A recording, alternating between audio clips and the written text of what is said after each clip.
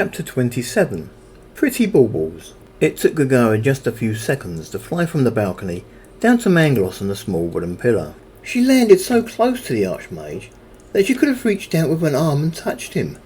Quickly she folded her wings and turned eyeing the Mage appraisingly, her head tilted just ever so slightly. "Gagara, please!" Reyes cried. He landed just behind her and placed his arms on her shoulders, trying to drag her a few steps away from his old mentor. "I don't want to lose you." "Lose me?" Gagara responded.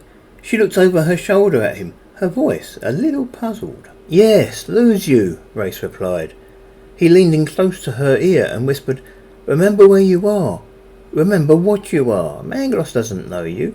To him you're nothing more than just another harpy."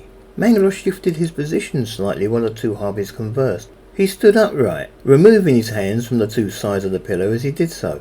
Then he folded his arms, his gaze moving casually to Gagara and then to Reyes and back to Gagara. He made no attempt to either flee or to defend himself. It was as if he was certain he wasn't in any danger from these two. Reyes looked at the mage, his arms still resting protectively on Gagara's shoulders.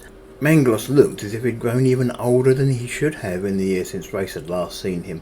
Mangloss had always been white-haired, but nevertheless it had been a plush head of hair. Now it was long and thin. His eyes looked sunken, as if the Archmage hadn't slept properly for days. And there were at least twice as many wrinkles in that kindly old face as Reyes remembered from his days at the castle. "Mangloss?" Reyes said tentatively, testing the water. Mangloss coughed, and then he smiled. "Hello, Reyes."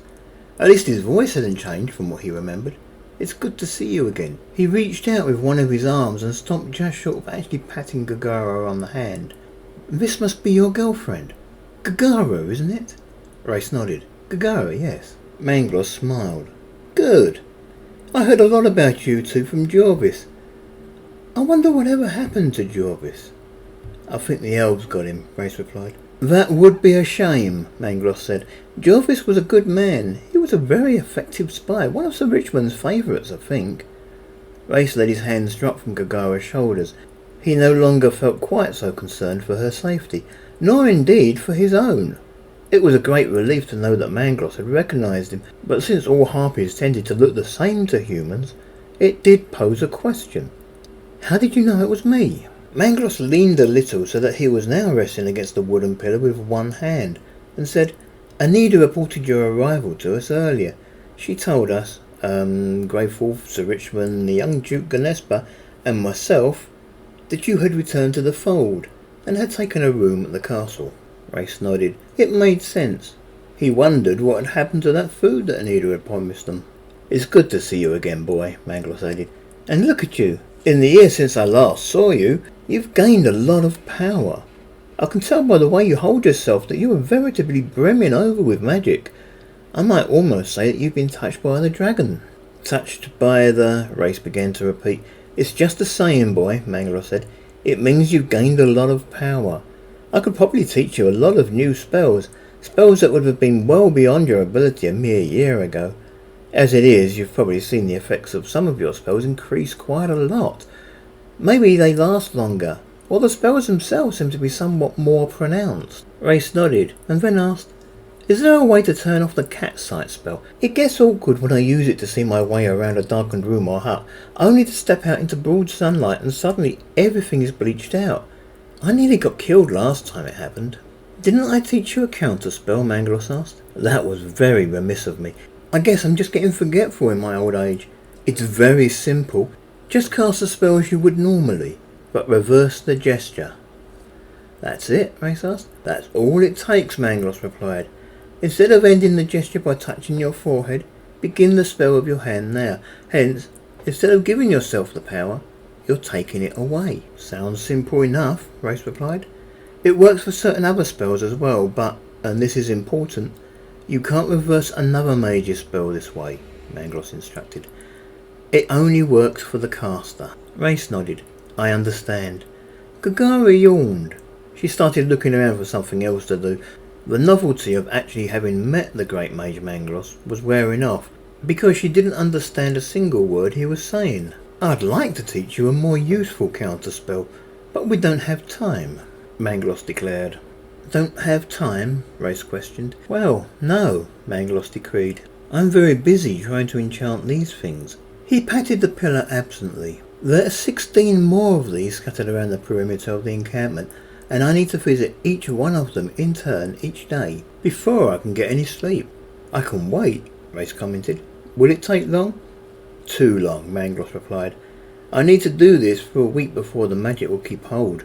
That's 2 more days. You'll be long gone by then. I will, Reyes said, surprised. You both will, Mangloss explained. For a moment Reyes began to feel as if he was back in the old mage's hut being taught the very basics of magic, as the tone of the old man's voice had become reminiscent of the way he had spoken whenever Reyes had miscast a spell. You can't stay here, it's far too dangerous. There are close to 10,000 soldiers sheltering in this encampment, and any one of them might try to kill you on sight, without checking first to see why you're here. Most of them don't know you like I do. Then there are the villagers. They may be less prone to fight, but it only takes one brave soul or someone with a grudge to shoot you down. I've already heard rumours spreading around the camp that there are Harpies in our midst. There have been reports of Harpies flying about the castle, and reports of Harpies stealing chickens. Reyes glared accusingly at Gagara. Gagara looked back at him, a questioning expression on her face. Far too many reports and can possibly be true, but nevertheless, it puts your lives in deadly peril, Mangloss continued. Then there are Sir Duncan and Sir Fawkes, the king's men. We have to remember that you were sentenced to death by the king himself. These 2 knights would be well within their rights to have the pair of you executed, and there wouldn't be a single thing that I, or Greyforth, could do to stop them. We can't stay here? Reyes asked. Couldn't you just find us a couple of trinkets? Something to make us look human? How about that ring Agnart had? I know she didn't take it with her, and it's not like you to throw anything magical away. I do have it, Mangloss admitted. And I also have something for you. But there is another reason why you can't stay here. Think of it as your brother giving you a mission if you wish. Oh? Reyes' ears picked up. He has a task for me? 2, to be exact, Mangloss replied. We haven't heard from Tyr since yesterday morning. Tyr is dead, Reyes said sadly. I was there when he was killed. Gagara here took revenge for us. She killed the one who did it. Oh, Mangloss commented sadly. That's a bit of a blow. Well, I guess it wasn't unexpected. He had given himself a most dangerous task, holding the castle with just a few troops against so many. Greyforth is considering the idea of trying to retake the castle, just to make a point that we are still here. He has planned a council of war tonight for that very thing. Sir Duncan and Sir Fawkes would both be there, so it'd probably be best if you weren't. Tell him not to, Reyes said. I already had an opportunity to retake the castle. Gagara, I, and a Minotaur friend of ours could have captured it easily. So why didn't you? Mangloss asked. It's on a direct line between Goldspawn and the invading forces. It's part of their supply line now. Greyforth might take it, but he wouldn't be able to hold it for long, Reyes explained. Mangloss nodded. This is pretty much what Sir Richmond has been trying to tell Greyforth for most of this morning. I'll pass on your recommendations when I see them both tonight. You two carry on chatting, Gagara said gruffly. Don't mind me, just assume I'm not here. Sorry, love, Reyes put an arm around Gagara's shoulder. What Mangloss is telling me is important, though. Gagara gave Reyes a coy smile. No, I'm sorry. You haven't seen your friend for over a year. I'm just feeling a little left out, that's all. Reyes looked at Gagara for a few more seconds, making sure that she was all right, and then he looked back towards Mangloss. So, what was that other thing? Mangloss replied. You said 2 tasks, Reyes reminded him. Oh yes, Mangloss exclaimed. The other task is to go and find your sister Jenny. As you know, she was supposed to be getting married yesterday. I tried to scry her early yesterday morning, but wasn't able to locate her. I think she might still have been at the city, but something seemed to be blocking my vision. That sounds ominous, Reyes commented worriedly. It didn't seem worth mentioning that, if left to his own devices, then finding his sister was exactly what he had planned to do.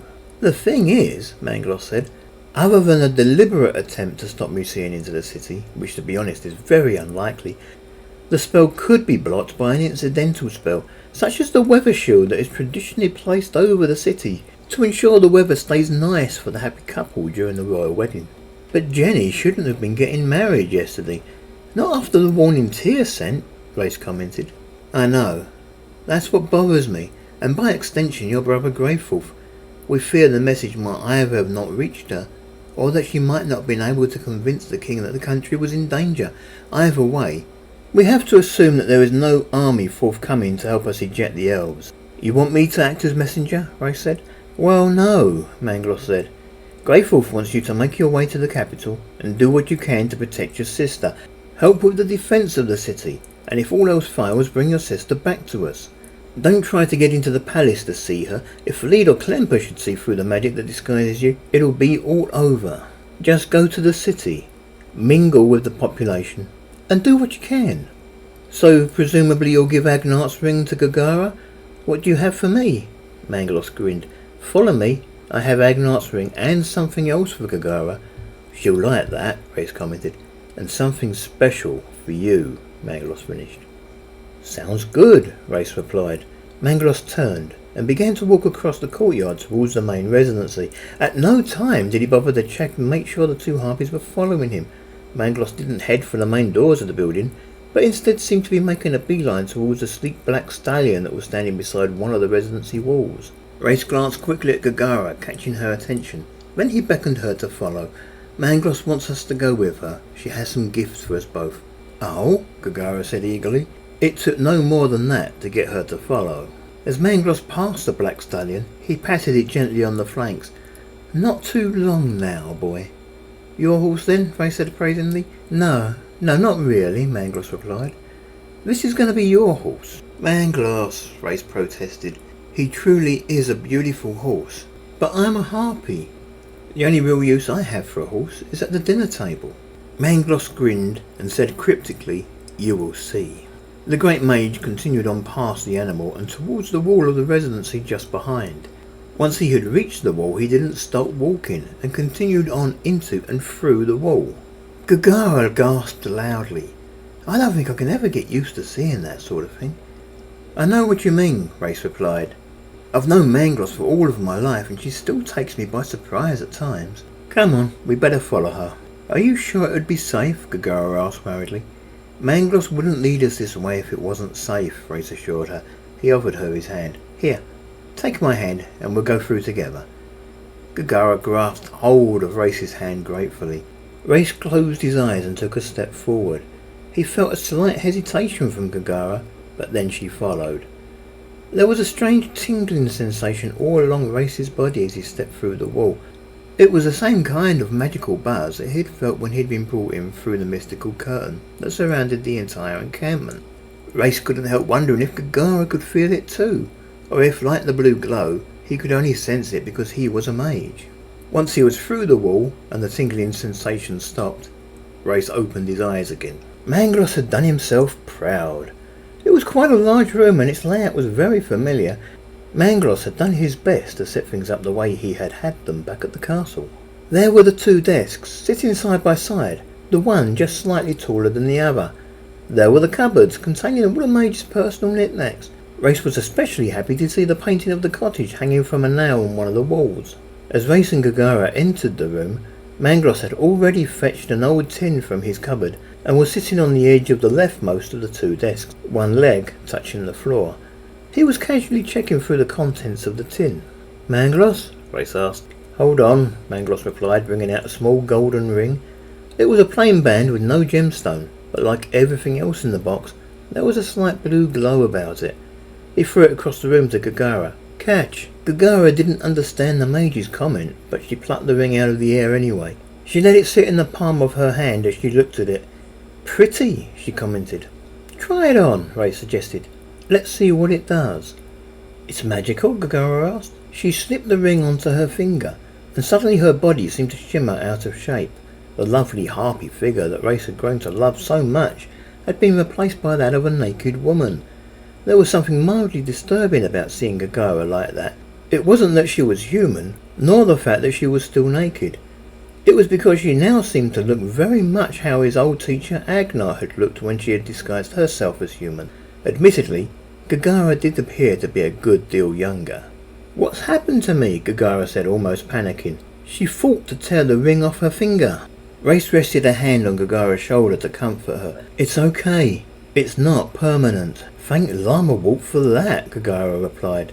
She got the ring off her finger and her body shimmered back to its original configuration. She sighed with relief. Reyes looked towards the Archmage. Agnar's altering, I assume? Of course, Mangloss acknowledged. Something suddenly occurred to Reyes. Will it hurt her baby? Her baby? Mangloss replied suddenly. She's pregnant? Reyes nodded. About a month. I wish you'd warned me about that first, Mangloss said, concerned. Then he thought about it for a moment. Though, to be honest, I don't think it should make a lot of difference. The change is more illusion than anything. Gagara will still be a harpy, even if she appears human. No, it shouldn't hurt the child. Mangloss, Reyes asked. I probably should know this, but you wouldn't happen to know the gestation period for a harpy, would you? I have no idea, Mangloss replied. I think it's probably around 5.5 to 6 months, but I can't be sure. He began to search through the old tin again, drawing little circles in the trinkets with his index finger, trying to shape them up a bit. Then after a few seconds he pulled out another small trinket. This time it was a little silver medallion, a star, hanging on a thin leather string. Again he threw this to Gagara. Gagara caught the medallion and looked at it suspiciously. Put it on, Mangloss told her. Gagara looked up and nodded. If you're sure it's safe. It's safe, Mangloss assured her. Reyes said. He had been following the short exchange between his girlfriend and the Archmaid, and had steadily gotten more and more confused. Mangloss was speaking in fluent flourish, Gagara using the Harpy language, and yet both had apparently understood every word the other had said. Mangloss closed the box and set it gently on the desk beside him. It is a pretty little thing, Gagara commented, as she slipped the medallion over her neck. Do you understand what I'm saying? Reyes asked, speaking slowly and pronouncing his words clearly. Of course, Gagara replied. She gave him a funny look. Then she seemed to realise that he hadn't been speaking Harpy. At a guess, I'd say this trinket is translating for you, Reyes said. He glanced at Mangloss for confirmation. In a manner of speaking, Mangloss replied. What it actually does is convey meaning. Like all medallions, it nearly needs to be touching the user to work properly, as opposed to having to be worn like a ring. Hence, it started to work the second Gagara caught it. However, it will cease to work if it isn't touching you. Such as if you lean to look over a wall, or draw water from a well, or in flight, Reyes suggested. Indeed, Mangloss commented. Unfortunately, it doesn't hide the fact that the wearer might be speaking a different language than whoever is listening. Some people might never notice that a different language is being spoken, as they will understand what is being said, but you'll need to be careful. I suggest while you're in the capital, you act as if Gagara is mute. So, Gagara commented, still appraising the medallion, this thing might come in very useful to me until I learn Flourish. I think I should probably try to learn Flourish now that I live here. Very commendable, my dear, Mangloss replied, and this little trinket should make the learning of any language that much easier. Thank you, Reyes said to Mangloss. I really appreciate this. Whenever I've spoken to a human in the past, Gagara always began to feel as if she'd been left out. Now Gagara will be able to understand what people are saying, even if it isn't safe for her to join in the conversation herself. It's a step in the right direction, Gagara agreed. It's my pleasure, Mangloss said with a grin. Think of it as an engagement gift, or a wedding gift, or something. Oh? Gagara asked, looking towards Reyes. You two do intend to marry? Mangloss asked. Reyes smiled and gave Gagara his best doe-eyed expression. Gagara laughed and smiled back. Harpies don't marry. Oh, Mangloss said sadly. Then again, Gagara added, maybe it's time we started. Is that a yes? Reyes asked. Maybe. If you actually ask me, Gagara told him. Oh, right, Reyes commented. He turned fully towards his girlfriend and took both of her hands in his. Then he looked deeply into her eyes. Will you marry me? Gagara grinned. She gazed lovingly back at him and said, Let me think about it. Reyes sighed. His entire body suddenly felt drained of energy. He glanced down at the floor of the room, unsure what else to do. Gagara leaned in and kissed him gently on the forehead.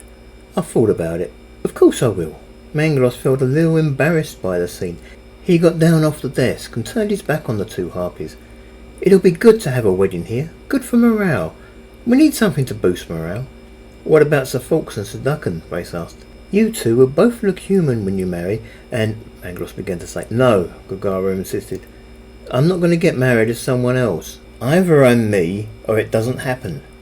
I have to agree with my fiancée, Reyes declared.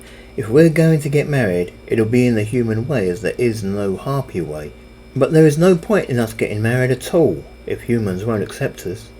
Gagara put an arm around his neck lovingly and rested her head gently on his shoulder. "You have cute ears," she commented. "I understand," Mangloss replied. He reached a small chest and opened it. "Maybe there will be a future where the two of you can marry with impunity. For now, though, we need to take each day as it comes."